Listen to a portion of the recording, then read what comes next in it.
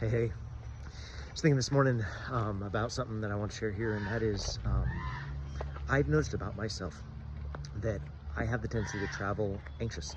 I mean, that's just, I've talked about it a lot here, but I had a real breakthrough this morning thinking about it, and that was this, is that we actually become the things that we consume.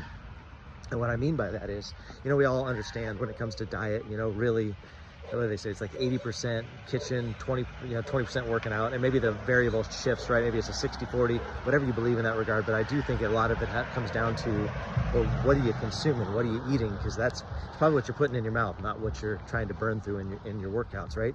But I think a lot of it comes down to that when it comes to mindset too, is that I've noticed about me. I woke up this morning. Saturdays are usually my sacred days. It's usually my days when it's mellow and quiet, and I can walk up to the coffee shop slow and take it all in and journal a little bit and just focus on gratitude and come back, and I cook big breakfast and some of the kids come over, and it's a beautiful morning, right? But this morning I woke up and almost immediately I had a client reach out, and so I was listening to their message and I responded back to them, and it started stirring up feelings in me. And then before you know it, I'm like looking at bank accounts and like different things that can stir up anxiety in me. And I just recognized that, whoa, like, what are you consuming right now? And if you're feeling anxious on the inside, ask yourself, what are you feeding on, right? Like, what are you eating? What are you in the kitchen doing? You know what I mean? Because there are active practices you can do, like this Saturday morning ritual I've got that creates a lot of peace. But if you're putting things in front of your eyes, and if you're bringing things into your mind and into your heart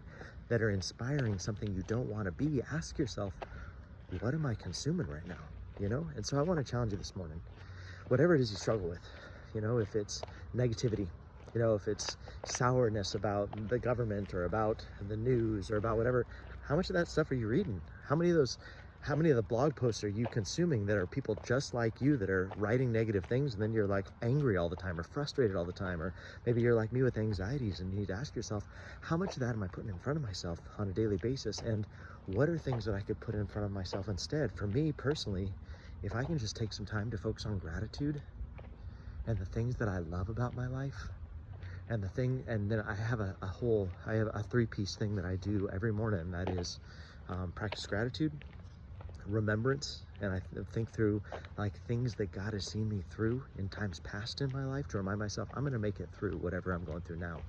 And then finally, the last thing is exchange, like handing things over. Hey, I'm just going to hand over the things that I'm carrying that feel too big for me, because I believe Jesus wants to carry me through it.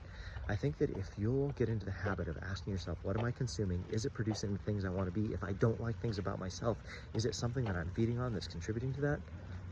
I think it will really, really help you. And then maybe find your own practice. You can use mine, gratitude, remembrance, exchange. But I would just encourage you, you become what you consume. So ask yourself, what are you consuming that's contributing to something you don't want to be? Hope you have a beautiful Saturday morning.